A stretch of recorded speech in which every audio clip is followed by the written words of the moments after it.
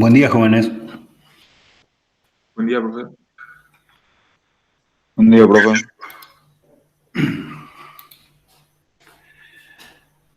Muy bien, vamos a iniciar el desarrollo de las clases teóricas de Cálculo 2.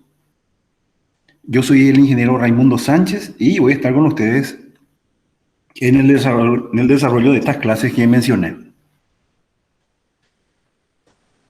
Esto es un poco la continuación del cálculo que empezamos ya a ver desde el cursillo, en el CPI. Luego cálculo 1 y bueno, ahora la continuación natural de cálculo 1 que lo veríamos como cálculo 2.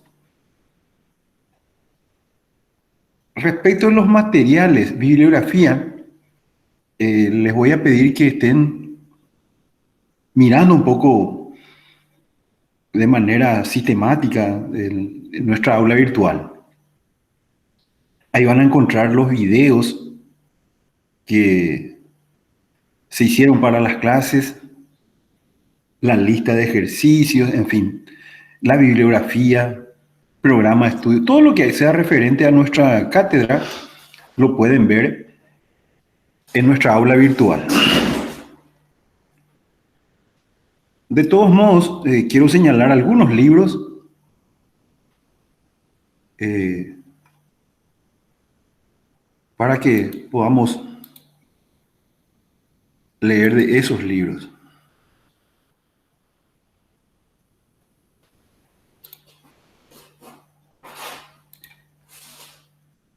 ¿Están viendo mi pantalla? Sí, profe, Sí, se se ve. está viendo.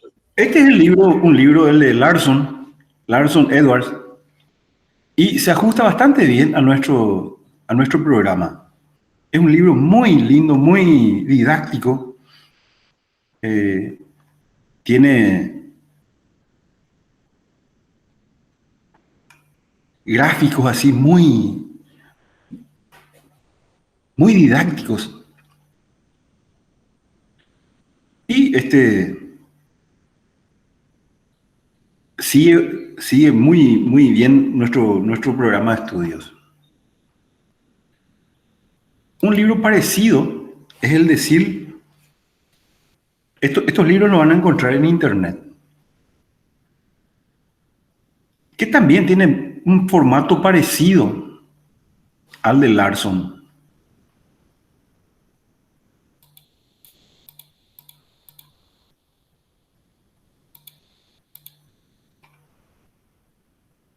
Bueno,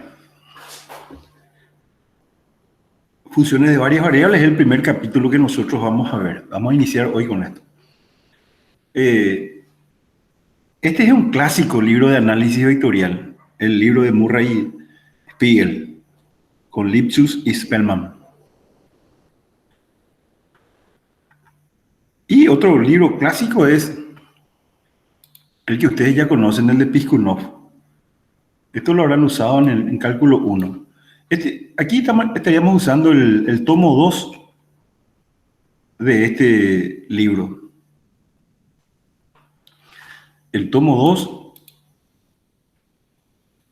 que inicia con ecuaciones diferenciales. Después, aquí en el capítulo 15 vemos integrales curvilíneas, etcétera, que son capítulos nuestros. Este texto también lo van a encontrar en internet.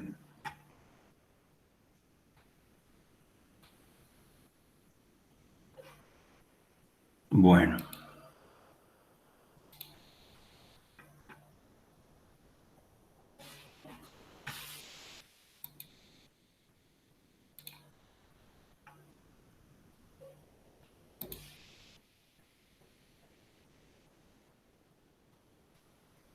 No sé si tienen alguna consulta, alguna pregunta antes de iniciar el desarrollo de nuestra clase.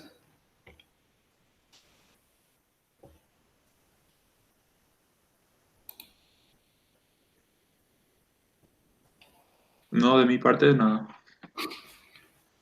Muy bien.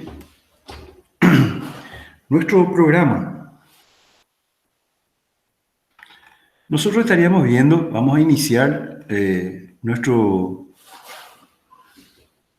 cálculo 2 viendo funciones vectoriales de una variable escalar. Esto lo vamos a ver por 4 semanas más o menos. Después estaríamos viendo campos escalares, campos vectoriales. Y con esto ya llegaríamos al primer examen parcial. Después estaríamos viendo integrales múltiples, integrales dobles, integrales triples. Luego de ver esas integrales, estaríamos viendo integrales curvilíneas e integrales de superficie. Nos va a llevar más o menos 4 semanas también. Y hasta aquí estaríamos cubriendo nosotros.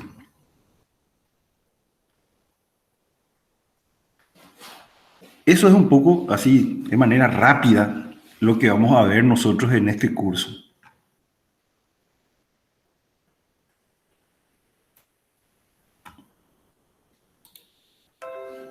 Y bueno, vamos a empezar mirando funciones vectoriales. Vamos a definir esto. Vamos a ver cómo es la ecuación vectorial de una curva en un plano. Vamos a parametrizar y trazar curvas en el plano. Siguiente, vamos a repetir lo mismo, pero ya en el espacio. Vamos a ver la ecuación vectorial de una curva en el espacio y vamos a parametrizar y trazar esa curva en el espacio. Vamos a introducir el concepto de límite y continuidad de una función vectorial. Vamos a derivar funciones vectoriales. Vamos a ver la interpretación geométrica, lo que es una derivada. Y propiedades de la derivada de una función vectorial. Eso es lo que pretendo ver hoy. La siguiente semana iniciaríamos con integración de funciones vectoriales.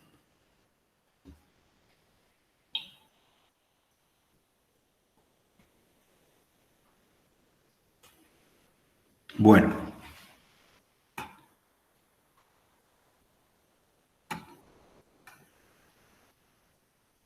Vamos a entonces iniciar nuestro desarrollo.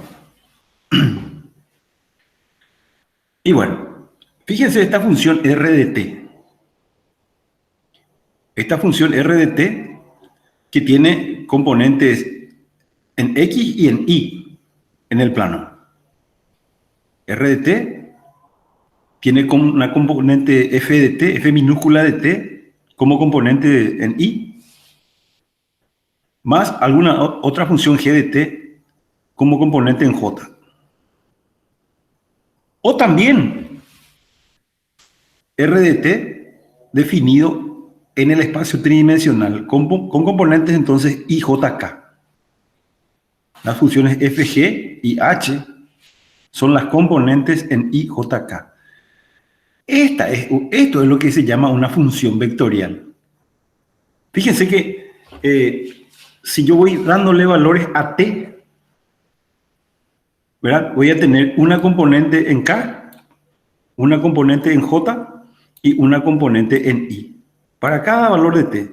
Y para ese valor de t voy a tener un vector r de t. Para ese valor de t. Y esto es lo que se conoce como una función vectorial.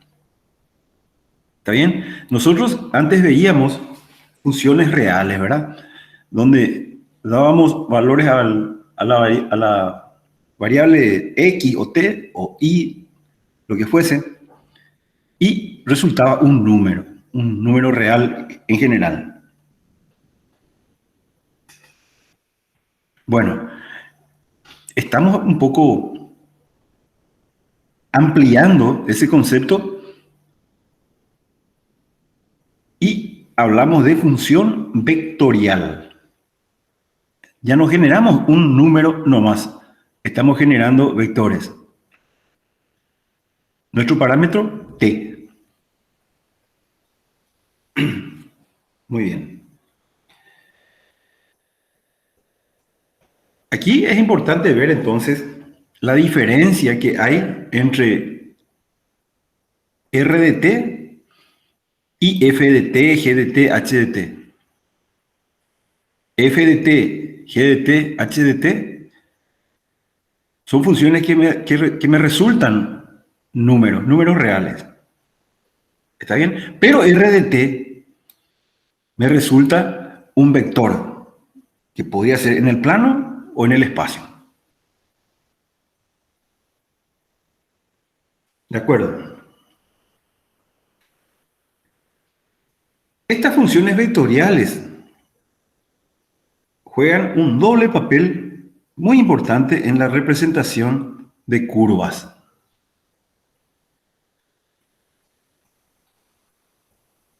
Si t es nuestro parámetro, que usualmente representa el tiempo, se puede usar una función vectorial para representar el movimiento a lo largo de una curva. O en caso más general, se puede usar una función vectorial para trazar gráficos de una curva.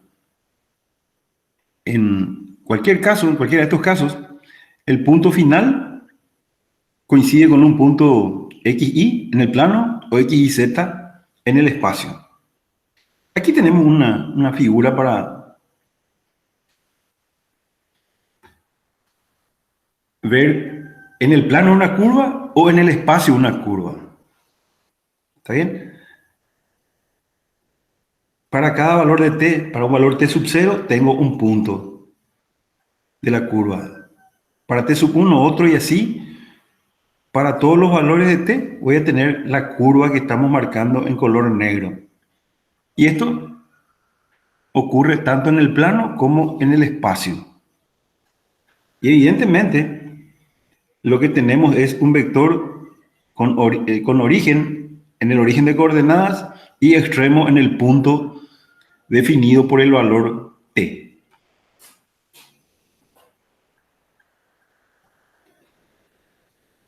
Bueno,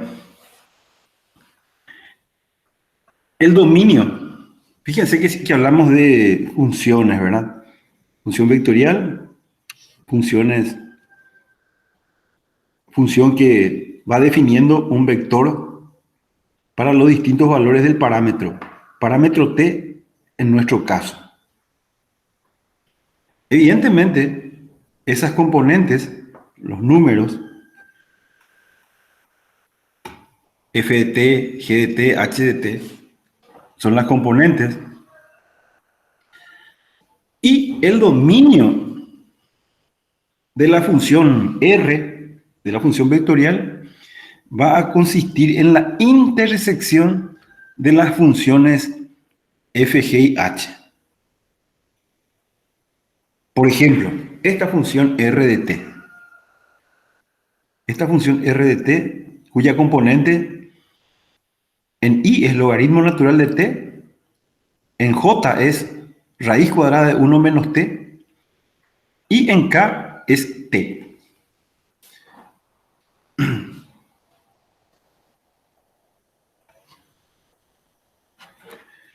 ¿Cuál sería el dominio de la función logaritmo natural de t?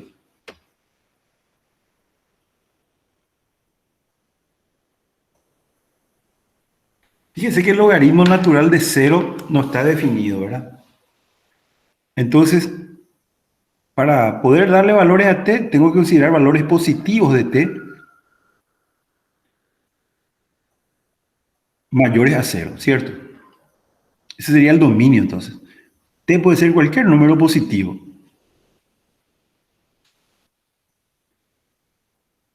La segunda componente en j, yo tengo raíz cuadrada de 1 menos t. Aquí t no puede valer más de 1. ¿Por qué? Porque tendríamos un argumento negativo en la raíz cuadrada. Y eso me va a dar un número imaginario. Nosotros vemos funciones reales. Entonces, t podría valer hasta 1. La componente en k no tiene problemas. K puede ir de menos infinito a... La componente en k puede ir de menos infinito hasta infinito, ¿cierto? Bueno, pero ahora tenemos que limitarnos entonces a la intersección de estos dominios. ¿Y esto qué va a consistir? En un intervalo que va de 0 a 1. ¿Está bien? Un intervalo abierto. Esto no incluye al 0, ¿cierto? Y va hasta 1, incluyéndole al 1. Un intervalo cerrado a la derecha, abierto a la izquierda. ¿Está bien?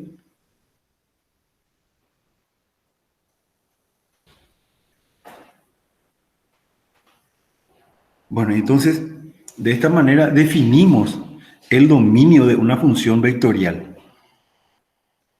Repetimos entonces, el dominio de una función vectorial es sencillamente la intersección de los dominios de las funciones que componen la función vectorial.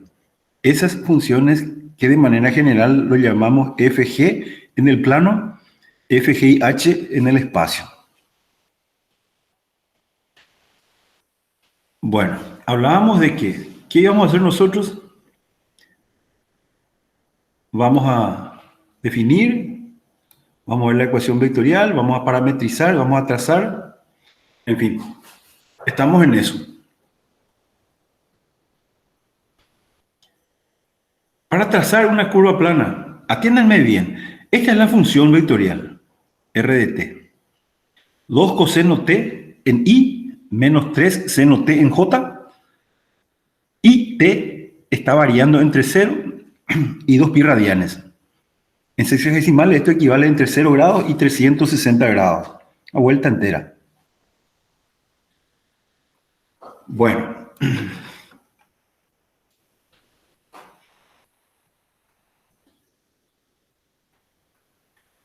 fíjese que la componente en X es 2 coseno t.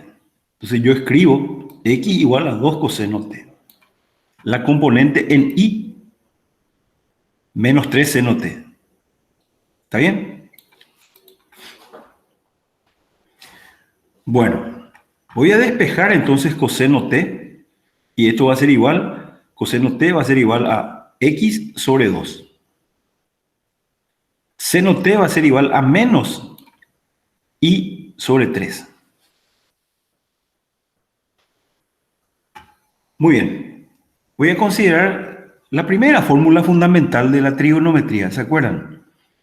Seno cuadrado de alfa más coseno cuadrado de alfa es siempre igual a 1. Bueno. Y voy a reemplazar en esta identidad, en esta primera fórmula fundamental, voy a reemplazar coseno de t y seno t. Coseno t dijimos vale X sobre 2. Seno t vale menos Y sobre 3. Bueno, y el elevado al cuadrado los negativos pierden su signo, ¿verdad? Y me quedaría X sobre 2 todo al cuadrado, X cuadrado sobre 4, más Y cuadrado sobre 3 al cuadrado, Y cuadrado sobre 9, igual a 1. Y esta sería la ecuación rectangular. Esta sería la ecuación rectangular de la función que nos habían dado aquí en forma vectorial. Y esta sí ya es conocida, ¿cierto? Esta expresión sí ya la manejamos. ¿Se acuerdan? ¿De qué se trata esta ecuación? Una elipse. Elipse. Es una elipse. Bueno, y aquí evidentemente el semieje en Y es mayor que el semieje en X, ¿verdad? Y el gráfico, aquí está.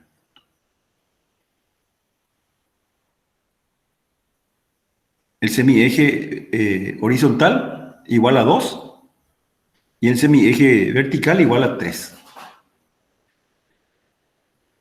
A medida que vamos cambiando los valores de t, ¿verdad? Dijimos que t varía de 0 a 2 pi radianes, una vuelta entera. Entonces, a medida que aumentamos el valor de t, vamos recorriendo los puntos que componen la elipse. Y evidentemente, con una vuelta entera ya tenemos el gráfico de toda la elipse. Muy bien, esto un poco para ver la relación que hay entre esas representaciones que veíamos antes desde el CPI en geometría analítica y geometría analítica del primer semestre. Y lo que pretendemos hacer ahora, ver un poco las funciones de manera vectorial. ¿De acuerdo? ¿Se entiende?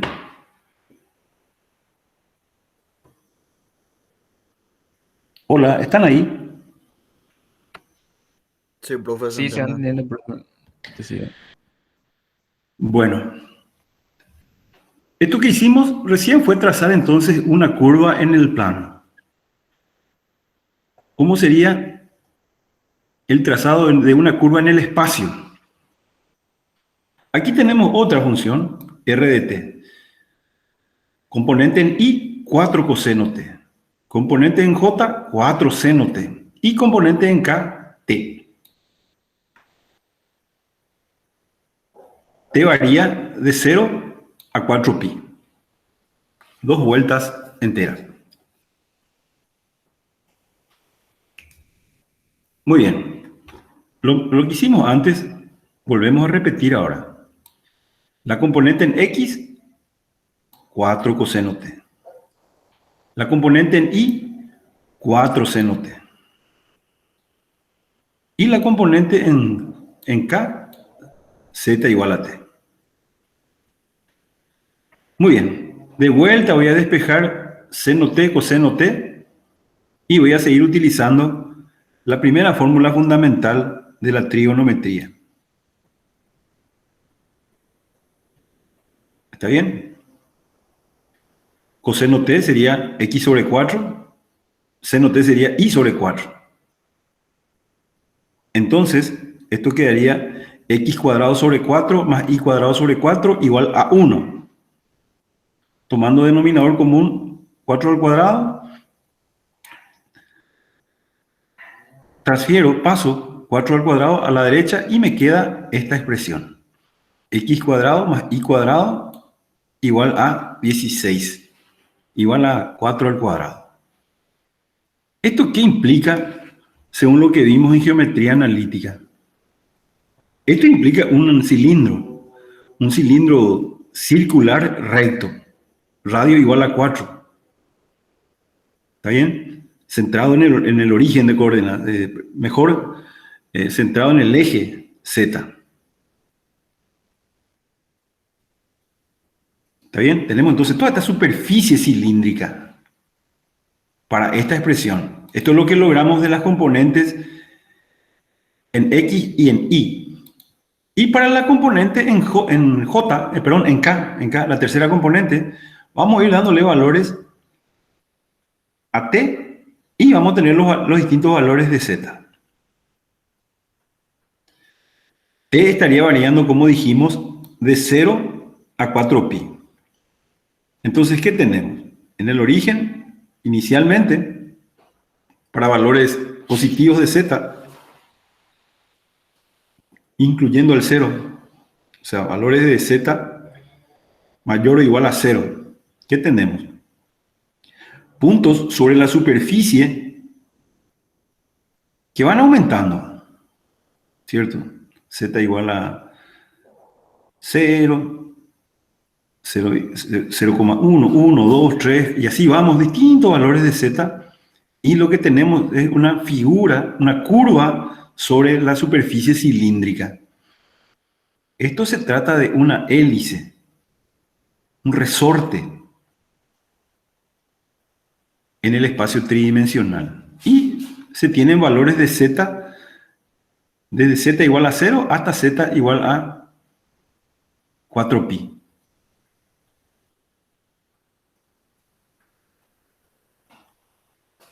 Bueno, y esta es entonces la manera de ver el trazado de una curva en el espacio tridimensional.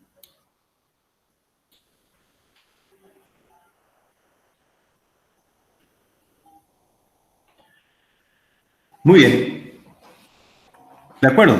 Entonces, ¿qué hicimos ahora? Tomamos una función vectorial en el plano y en el espacio y vimos cómo realizar el trazado de esa curva. En este caso lo que hicimos fue eh, volver a ver los puntos de esa función vectorial como puntos de una curva dada en el sistema cartesiano, tanto en el plano como en el espacio. Vamos a ver ahora el problema al revés. Vamos a representar una gráfica mediante una función vectorial. Vamos a suponer esta parábola. Esta es una parábola sencilla, ¿verdad? Y igual a x cuadrado más 1. ¿Cómo lo representaríamos de manera vectorial? Y bueno, fíjense que para tener una función vectorial, nosotros teníamos un parámetro usualmente t, y usualmente t representa el tiempo. Bueno, en realidad puede ser cualquier parámetro, por eso le digo usualmente.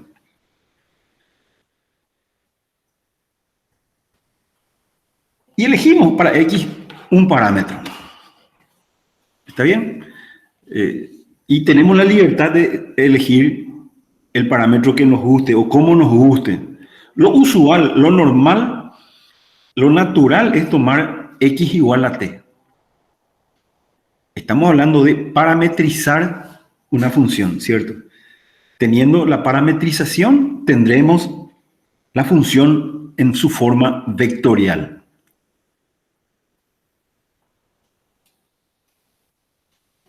Muy bien. Y si yo elijo x igual a t, por la forma de la función dada, en este caso una parábola, yo puedo expresar y en términos del parámetro t. Si x vale t, entonces esto quedaría y igual a t al cuadrado más 1. ¿Está bien? En esta expresión, como yo elegí x igual a t, entonces y quedaría t cuadrado más 1. Y con ello tengo la representación de esa parábola, de esta parábola dada en un sistema cartesiano rectangular, ¿verdad? Ahora en su forma vectorial. La componente en y sería t, la componente en j, t cuadrado más 1.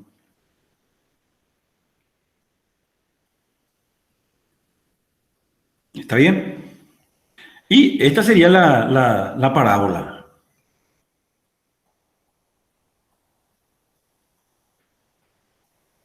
Para los distintos valores de t, para t igual a menos 2, este punto, para t igual a 1, para t igual a 0, tenemos el vértice, en fin.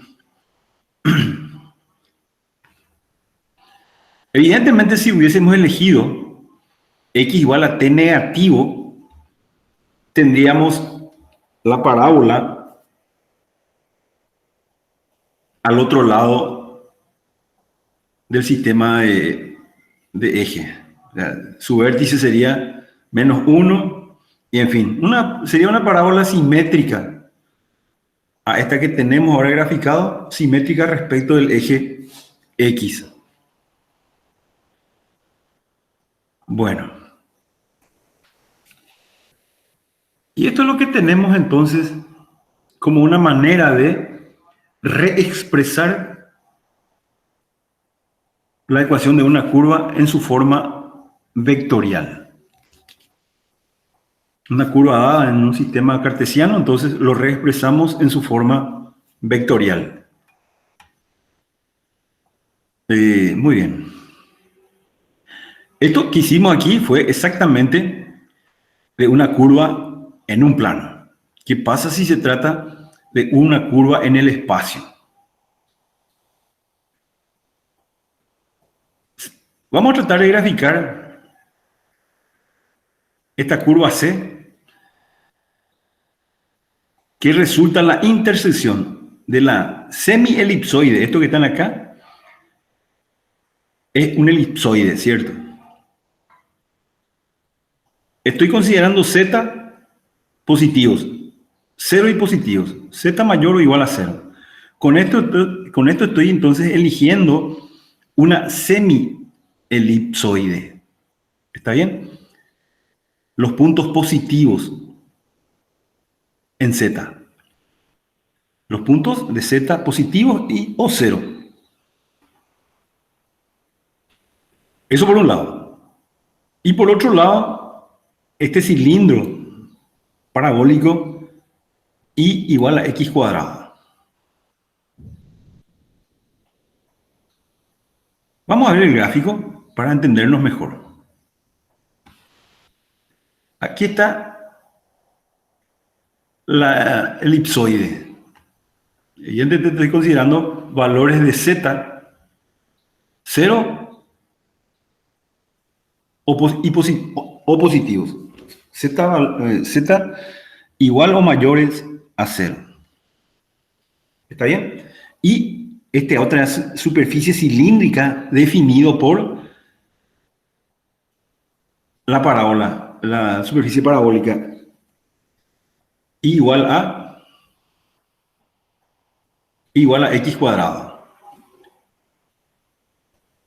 Bueno, ¿y qué nos interesa? Y la intersección de esas dos superficies, que acá está graficado en color negro. ¿Está bien? Esa es la curva en cuestión. Esto ya lo veíamos en geometría analítica, ¿verdad? Y lo estudiamos por sus componentes rectangulares. La idea es volver a mirar ese problema, pero viéndolo como una función vectorial. Entonces, mi curva de interés, esta curva C, intersección entonces del semielipsoide y de la superficie parabólica. Bueno. ¿Qué tenemos que hacer? Y como en el caso anterior, tenemos que parametrizar. Como en el caso anterior, elegimos x igual a t. Con x igual a t, entonces y va a ser igual a t al cuadrado. ¿Está bien? Y de esta expresión del semielipsoide voy a despejar z cuadrado sobre 4. Y cuadrado sobre 12, voy a llevarlo a la derecha, cambia de signo, y cuadrado sobre 24 lo llevo a la derecha, negativo. Y me queda esta expresión que tengo acá. Muy bien. Denominador común, 24. Y para tener z en forma, en términos del parámetro t, voy a reemplazar. X, habíamos dicho, es igual a t. Acá está. Entonces x cuadrado va a ser t cuadrado. Y vale x cuadrado. Si x vale t, entonces y va a valer t al cuadrado. Esta y al cuadrado se reemplaza entonces por t cuadrado al cuadrado, t a la cuarta. Entonces, ¿qué tengo? Z cuadrado sobre 4 igual a 1 menos t cuadrado sobre 12 menos t cuarta sobre 24. Muy bien. Denominador común para estos tres términos, 24. Y reescribo mi nuevo numerador. 24 menos 2t cuadrado menos t cuarta. Y convierto esto en el producto de dos factores. En este caso, 6 más t cuadrado y 4 menos t cuadrado. Sobre 24. Y aquí espejo z. 4 pasa al otro lado. Simplificaría con 24 y tendríamos 6 en el denominador. Con esto, z cuadrado va a ser igual a 6 más t al cuadrado. Acá creo que hay un error. Está bien, está bien. 6 más t cuadrado por 4 menos t cuadrado. Todo esto sobre 6. Bueno. Entonces, ¿qué tenemos? Las componentes en x, y, z ya referidos, todos ellos a un parámetro t. Y esas expresiones, t cuadrado, y la expresión esta que tiene raíz cuadrada, van a ser las componentes en i, j y k. T, evidentemente, puede variar entre 2 y menos 2. Eso, acuérdense que dijimos de que el dominio de la función es la intersección de los dominios de las funciones, es la intersección de los dominios de las funciones componentes. Bueno, la componente en X es T. T puede valer cualquier número real.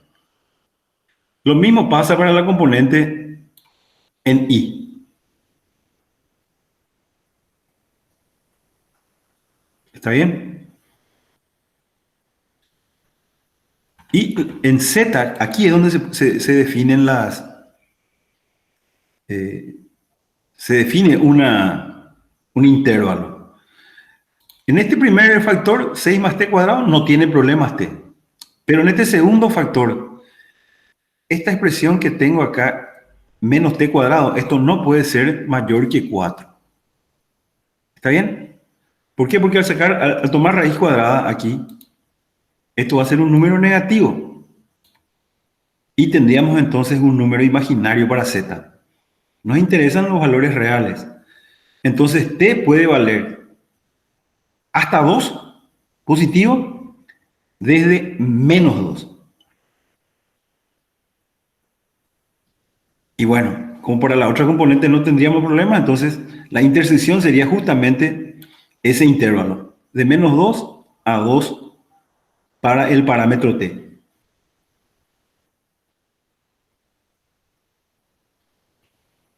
Y con esos números tomamos los extremos, ¿verdad? Sería menos 2 en x,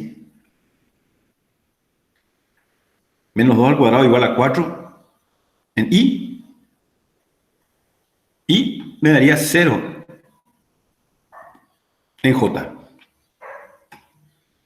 Para los positivos para el 2 positivo me daría 2, 4, 0. Y eso es lo que tenemos aquí. Esta curva que se inicia aquí en 2, 4, 0, perdón, en menos 2, 4, 0, y conforme aumenta t, esto va recorriendo los distintos puntos de la curva graficado en color negro hasta el punto de componentes 2, 4, 0.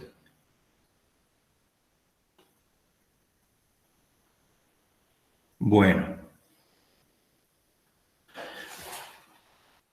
¿Se entiende esto, verdad? ¿Alguna consulta sobre esto? Sí, se entiende bien, profe. Esto que estamos viendo ahora es bastante sencillo, ¿verdad? Pero es bueno que quede bien claro ya en nuestra mente estos conceptitos, por decir así. Porque esto que es sencillo, uno no lo maneja con claridad, después nos complica un poco al ver cosas un poco más complejas. Entonces es muy importante que esto quede bien claro en nuestra manera de pensar. ¿Qué hicimos hasta ahora? Y sencillamente vimos cómo representar vectorialmente curvas en el plano y en el espacio. O sea, iniciamos con las formas vectoriales. Y después vimos la relación que hay entre las maneras en que estábamos viendo curvas, tanto en el cursillo, en el CPI, como en geometría analítica el primer semestre, ¿verdad? Volver a mirar un poco eso que ya vimos, pero en forma vectorial. Y la relación que hay entre esas maneras. Luego estuvimos graficando curvas dadas en su forma vectorial y también dadas en su forma paramétrica. En este caso, lo último que hicimos fue ver determinar en R3, en un espacio tridimensional, ¿verdad? Una curva que nosotros antes en el curso de geometría analítica lo veíamos como intersección de superficies. Lo mismo ahora, sino que volvimos a reexpresar ese resultado en términos vectoriales. Eso es lo que hicimos hasta ahora. Estamos volviendo un poco a mirar eso que hacíamos antes con una mirada un poco diferente. Lo estamos viendo como vectores. Bueno, vamos a establecer ahora los conceptos de límites y continuidad para funciones vectoriales. Esto nosotros ya lo habíamos visto para funciones reales. ¿Se acuerdan? Desde el CPI ya hablábamos de límites y continuidad de funciones reales. Bueno, y ahora vamos a extender esto a funciones vectoriales.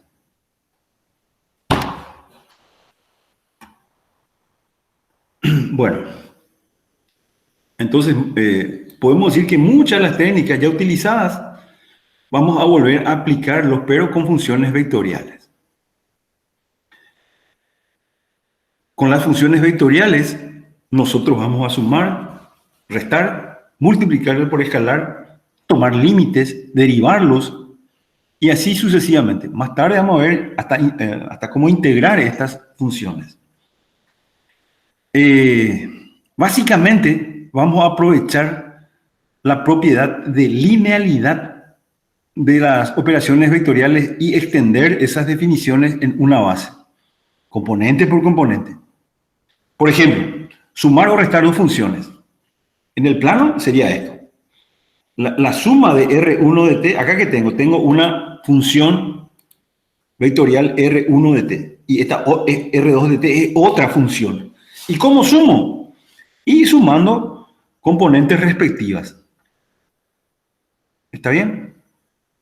Aquí tenemos el resultado entonces de la suma. Evidentemente, la componente en I resulta ser la suma de las componentes en I de R1 y de R2. La componente en J resulta ser la suma de las componentes G1 y G2. Esto en el plano. Y hablamos de suma. ¿Y la resta? Bueno, en realidad acá lo que hacemos es restar componente a componente.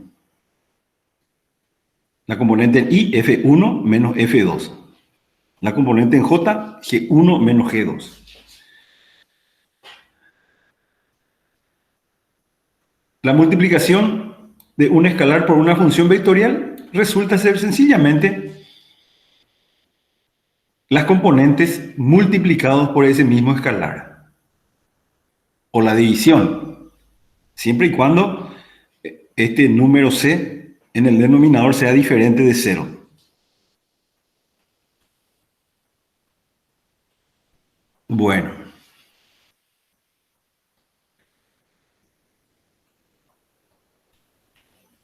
Vamos a ampliar entonces nuestro concepto de límite, en este caso para una función vectorial. Y bueno, vamos a tener que tratar las componentes, así como ya lo habíamos tratado cuando veíamos funciones reales. Y el límite de una función R, una función vectorial R de t, cuando t tiende a A, va a ser igual a un vector cuya componente en I es el límite de la función f de t, que es la componente en X de R, cuando t tiende a A, más el límite cuando t tiende a A de G de t. Esto para la componente sobre el eje Y. Y bueno, ¿qué condición tenemos que tener para que existan estos? Este límite de la función vectorial R. Y que los límites componentes tienen que estar definidos. el límite de f de t cuando t tiende a a y el límite de g de t cuando t tiende a a tiene que estar definido, tiene que existir esos límites. Esto es la definición entonces del límite de una función vectorial en el plano. Y bueno, para ver de una función en el espacio, y tenemos que considerar la componente sobre el eje Z, la componente en K. Y se extiende, esto que dijimos para el plano, se extiende de manera natural para R3 y tenemos entonces la definición del límite para una función vectorial en el espacio. Otra cuestión importante es la continuidad de una función vectorial. Y decimos que una función vectorial R es continua en un punto t igual a A si el límite de R de t se tiene cuando t tiende a A de la siguiente manera, y se expresa de la siguiente manera. Límite de la función vectorial R de t es igual a A cuando t tiende a A. Acá tenemos una función vectorial R de t. Componente en I, t. Componente en J, una constante A. Componente en K, A cuadrado menos T cuadrado.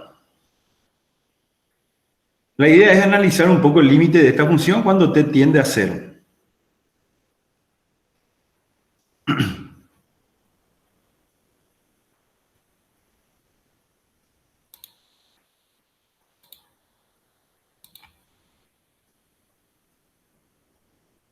Bueno. Y esto le damos el mismo tratamiento que le dábamos a aquellas funciones reales viendo las componentes. Entonces, tomamos el límite de t cuando t tiende a 0 para la componente en I, teniendo en cuenta que t es la componente en I. La componente de A cuando t tiende a 0 para la componente en J y el límite de t tendiendo a 0 de A cuadrado menos T cuadrado. Y esto va a resultar 0 en I, la constante A en J y la constante A cuadrado en K. ¿Está bien? Esta sería entonces la expresión del límite de R de t cuando t tiende a 0. A en J más A cuadrado en K.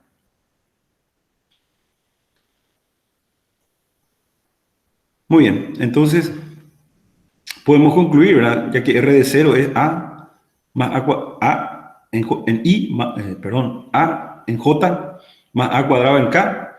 Concluimos de que R, la función vectorial R de t, es continua en t igual a 0.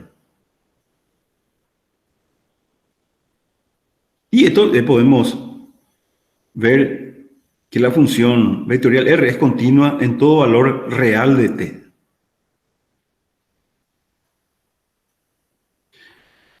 La representación gráfica.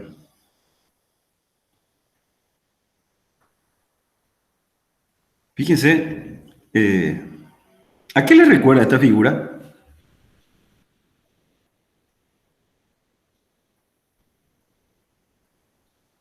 A ver si es que alguien me puede ayudar.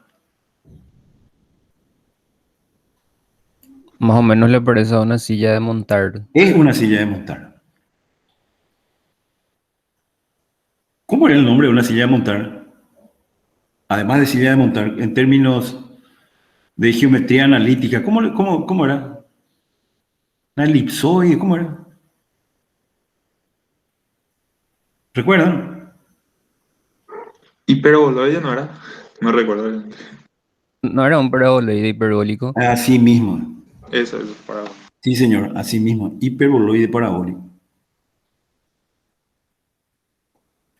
Genial. Bueno, una vez visto el concepto de límite, vamos al siguiente paso. Vamos a definir derivación de funciones vectoriales. Bueno, el tratamiento es similar a lo que ya hicimos. Vamos a atacar nuestro problema componente a componente. Y al entrar en componente por componente, vamos a darle el mismo tratamiento que veíamos para funciones reales. Bueno, una función r de t, en una función r de t se define su derivada r' de t exactamente como definíamos antes el límite. Límite de r de t más delta t menos r de t sobre delta t. Cuando delta t tiende a 0. Fíjense que es exactamente la misma definición para funciones reales. Pero aquí no hay que perder de vista de que r de t no es un número real nomás. Es un vector. Y ya está. Si tenemos a vista esa visión, ¿verdad? Esa consideración de que r de t más delta t resultan vectores, entonces lo que tenemos acá es la derivada de una función vectorial. Si esta derivada existe en un cierto intervalo y, se dice entonces que la función es derivable en ese intervalo y. Muy bien. Y las propiedades. Las propiedades que son básicamente las mismas que veíamos cuando estudiamos funciones reales. ¿Está bien? Esto es la multiplicación de la función r de t por una constante c. Entonces esto va a ser igual a c por la derivada de r de t. La derivada de la suma o resta de dos funciones va a ser igual a la suma o resta de las derivadas de las funciones. El producto, ¿se acuerdan cómo era? Esto decíamos, z por i' más i' por z. Bueno, y acá nos quedan w de t por r' de t. W y r son funciones vectoriales, más w', la derivada de w, por r de t. Muy bien. Esto viendo producto usual. La propiedad número 4 ya trata de otro producto, que ya también manejamos, el producto escalar. El producto escalar entonces resulta ser el producto de r de t por u' de t, más r' de t por u de t.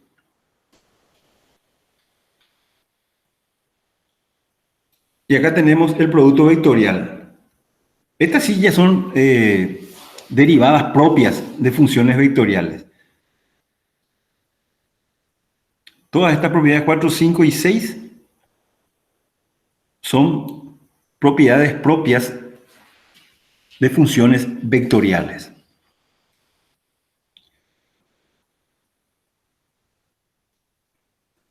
Muy bien.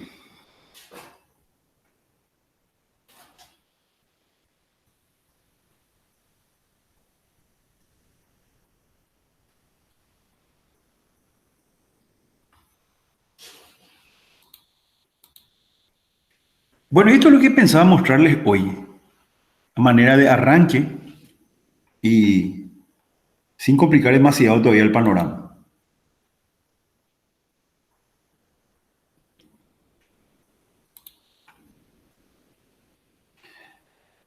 Voy a dejar de grabar Y antes de dejar de grabar, les voy a pedir que pongan un presente o su número de cédula en el chat. Por favor, entonces, si escriben o sus nombres o poner presente en el chat. La asistencia a clases síncronas, estas clases, tanto teóricas como prácticas, no son obligatorias, gente. Pero para mí y para nosotros, los profesores, es importante tener un poco un registro de la asistencia para después hacer una estadística de todo nuestro proceso de enseñanza-aprendizaje. Hoy estamos 20 personas en total en clase.